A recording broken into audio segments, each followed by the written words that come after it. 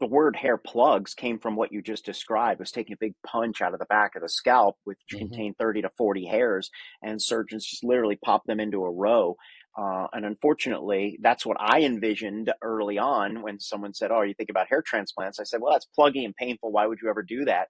And Hmm. then the technology shifted from the harvesting of those punches to a harvesting of a strip excision. So a linear strip excision was how most of us were trained in the 90s. And that enabled us to take a big swath of donor hair follicles from the back of the scalp where they're permanent. And then we would convert that strip into individual grafts. And so the gap or the defect was sewn shut either with stitches or staples. And then the dissection process would proceed, creating those grafts, which initially contained like chunks of hair and then eventually microscopically individual hairs. And that's kind of where my story begins, working with single follicle implantation and other grafts that were slightly larger as we progressed into what we call the follicular unit transplant era.